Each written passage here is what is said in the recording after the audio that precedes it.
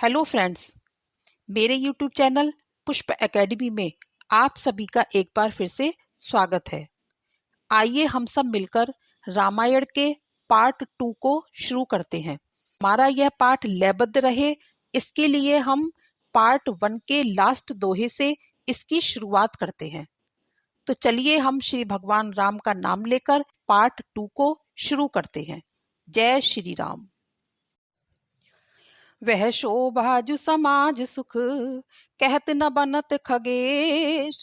वर्णे शारद शेष मुनि, सोरस जानी महेश। सियावर रामचंद्र पद जय शरणम, शंकर हरिओम जय जय सिया राम। काकभूषणी जी बोले कि हे पक्षीराज, राम राज्य की वह शोभा, समाज और सुख प्राप्त हुए, वह कहते नहीं बनता। चाहे उसे शारदा और शेष जी ही वर्णन करें, उस रस को तो शिव जी ही जानते हैं। वर्णो एक रुचिर इतिहासा, तुलसीदास जो कीन तमासा। द्राविड़ अरु काशी महिपाला, कहूँ एकत्र रहे कछु काला। एक सुंदर इतिहास का वर्णन करता हूँ जिसे तुलसीदास जी ने रचा। द्रविड़ देश और काशी के राजा कुछ समय तक एक ही स्थान पर रहे। अतिशय प्रीति बड़ी दो माही, मन में कट कलेश कछु नाही। गर्भवती दो नृप नारी, चली बात दोन कहीं डारी। दोनों में प्रेम भाव बढ़ गया, उनके मन में लेश मात्र भी कपट नहीं था। दोनों राजाओं की रानियां गर्भवती थी। प्रसंगवश दोनों ने यह बात कही। द्राविड़ कही बात सुख राशि, सुनहु नृपति काशी के बासी। जन्मे तब सुत सुता हमारे, अथवा मम सुत सुता तुम्हारे। द्रविड़ राजा ने सुखदायक यह बात कही कि हे काशी नरेश, सुनो, तुम्हारे पुत्र और मेरे यहाँ कन्या जन्मे, या तुम्हारे कन्या और मेरे यहाँ पुत्र जन्मे। अस संयोग होए जो जाहू, हम तुम करही विवाह उछाहू। सो है करी यह बात दृढ़ाई, संतत प्रीति रही अब भाई। हे राजन, यदि ऐसा संयोग आया तो हम तुम परस्पर विवाह का आयोजन करेंगे। परस्पर शपथ देकर यह बात पक्की की और कहा कि अब हमेशा प्रीति रहेगी। सुखद समय आयो जब कोई, निज निज भवन गए नृप दो। सुखद समय आयो जब को, निज निज भवन गए नृप दो। इसके बाद शुभ घड़ी में दोनों राजा अपने अपने घर को चले गए। कन्या भई दुहू और, जानी जात न देव गति। कही पठियो सुत मोर, द्राविड़ दूत काशी गए। सियावर रामचंद्र पद जय शरणम, शंकर हरिओम जय जय सिया राम। विधाता की गति को कोई नहीं जानता। दोनों के यहाँ कन्याओं ने जन्म लिया। तब द्रविड़ राजा ने कहला भेजा कि मेरे यहाँ पुत्र पैदा हुआ है। उसके दूत काशी को गए। यह छल होत भयो जेहि लाई, सो वह हेतु कहो मैं गाई। द्राविड़ पति निज गृह आयो जब, रानी सो अस कहत भयो तब। यह छल जिस कारण से हुआ, वह कारण भी मैं वर्णन करता हूँ। द्रविड़ राजा जब घर आया तो उसने रानी से यह बात कही। जो हो कन्या दोहु ओरा, तो मैं प्राण तजत बर जोरा।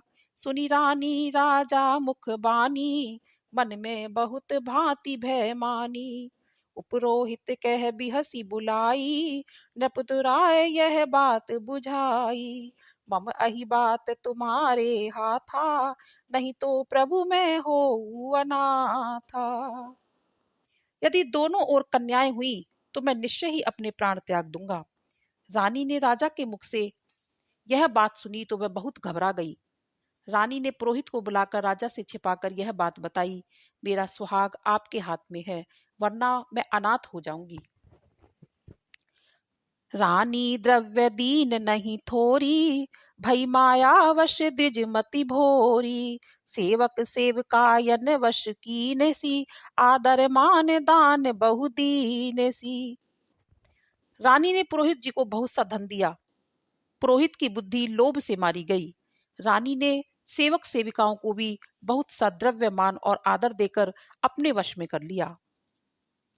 सेवक एक दिवस तब वाराणसी पठाए, तेहते पायसी खबर सब, तब यह कहसी उपाय, सियावर रामचंद्र पद जय शरणम, शंकर हरिओम जय जय सिया राम।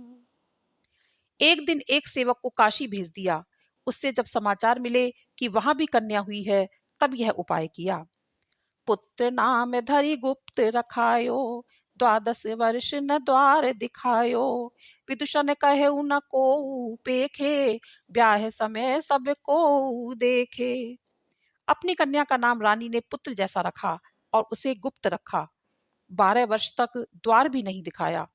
पंडित बोले, इसे कोई न देखे, सब कोई विवाह के समय की देखे। मित्र मिलन हित चित अनुराग्यो, नेगी पठे ब्याह पुनि मांग्यो, अति आनंद चलो मग बेगी, काशी नप पह आयो नेगी।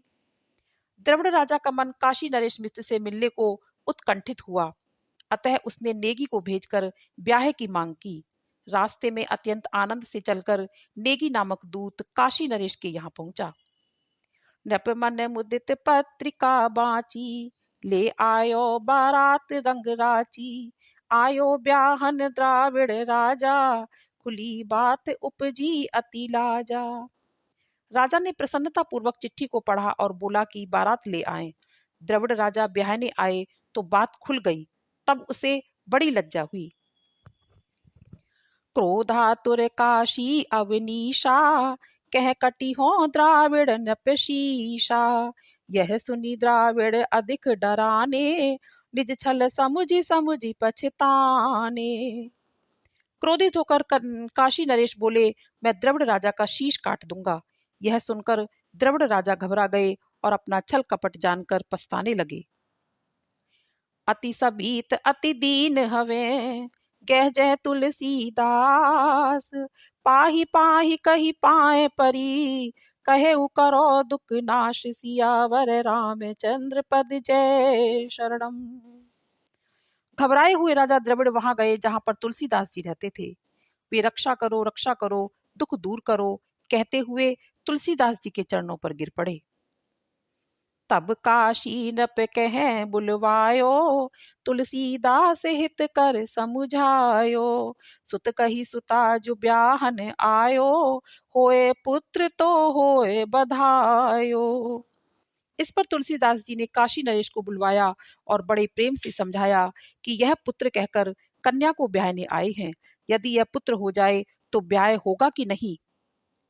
जो यह पुत्र होए महाराजा, करही विवाह साहज सब राजा, तुलसीदास बेदी बिरचाई, तह गणेश गौरी पधराई। काशी नरेश बोले कि महाराज, यदि यह पुत्र हो तो हम सब साज सजाकर ब्याह करें। तब तुलसीदास जी ने वेदी बनाकर गणेश जी और पार्वती जी का आह्वान किया। सिंहासन पे धरी रामायण, नव दिन भर कीनी पारायण, जो कन्यावर वेश बनायो, ताही को सन्मुख बैठायो। सिंहासन पर रामायण को रखकर 9 दिन तक बांची। जिस कन्या ने वर का रूप धारण किया था उसे अपने सामने बैठाया। वक्ता आप सुश्रोता भई, दुनिया तह देखन सब गई, कथा सकल जब बाची सुनाई, तासु शीश कर धरे गोसाई। आप बाचने वाले हुए, वह श्रोता हुई।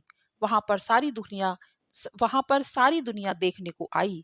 जब कथा बांचकर सुनाई तब गोसाई जी ने उसके सिर पर हाथ फेरा। अरु यह चौपाई पढ़ी, राम ही सुमेरई प्रसन्न, तिहु अवसर वर है गयो, श्री रामायण धन्य, सियावर रामचंद्र पद जय शरणम। श्री रामचंद्र जी को स्मरण कर और प्रसन्न जानकर यह अगली चौपाई पढ़ी, मंत्र महामणि। यह अगली चौपाई पढ़ी और उसी समय से वह कन्या वर बन गया। श्री रामायण जी की बड़ी महिमा हुई। मंत्र महामणि विषय ब्याल के, मेटत कठिन कुअंक भाल के। रामायण जब कही गोसाई, प्रगटन हित काशी फिरी आई। चौपाई यानी कि मंत्र महामणि यह है कि राम नाम विषय रूपी सर्प का विष दूर करने की महामणि है, और यह राम नाम प्रारब्ध यानी कि माथा के बुरे दिन को मिटा देता है। जब तुलसीदास जी ने रामायण कही तो प्रकट होने के लिए काशी में फिर आई। आदर कीन न पंडित काऊ, कहें जो हम सो करो उपाऊ। जह स्थान कहे तह जाहू, पोथी अब न दिखावहु काऊ। किसी पंडित ने तुलसीदास जी का आदर नहीं किया और कहने लगी कि हम जो कहें वैसा ही उपाय करो, अर्थात हमारा कहा मानो। हम जहां हम कहें वहीं पर जाओ और इस पोथी को किसी को मत दिखाओ। श्री आनंद कान ब्रह्मचारी, हम शिर मोर सुमहिमा भारी। जो या को वे आदर करी है, तो हम सब ले शीश ही धरी है। श्री आनंद का है ब्रह्मचारी, हम सबके शिर मोर हैं, उनकी महिमा चारों ओर है।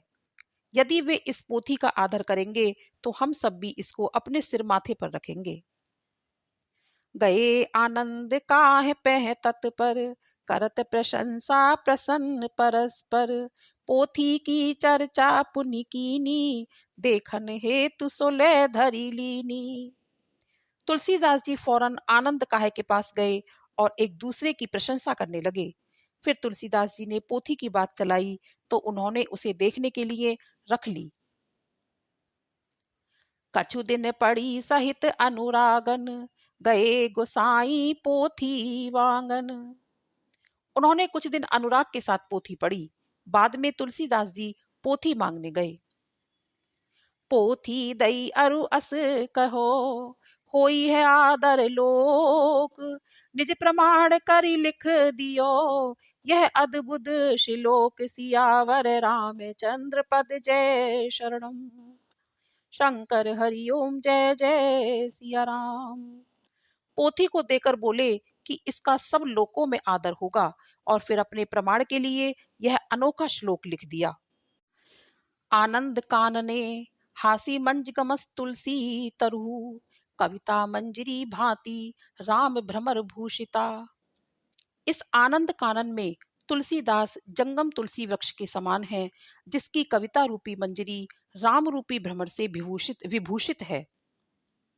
धनी धन्य तुलसीदास, जिन जग हेतु रामायण भनी। महात्म्य अमित न कही सको, रस विषय में सो मति सनी। निज बुद्धि के अनुसार कही, गोपाल सदगुर की दया। रघुवीर यश की अधिकता, श्री संत जन करी हे मया। तुलसीदास धन्य है जिन्होंने संसार की भलाई हेतु रामायण की रचना की। मैं रामायण का महात्म्य कहने में असमर्थ हूँ, क्योंकि मेरी बुद्धि तो विषय रूपी रस में लीन रहती है। सद्गुण की दया से गोपाल दास ने अपनी बुद्धि के अनुसार महात्म्य का वर्णन किया है। श्री रघुनाथ जी के यश की अधिकता इसमें कही है, जो संत रूपी कृपा करके स्वीकार करेंगे।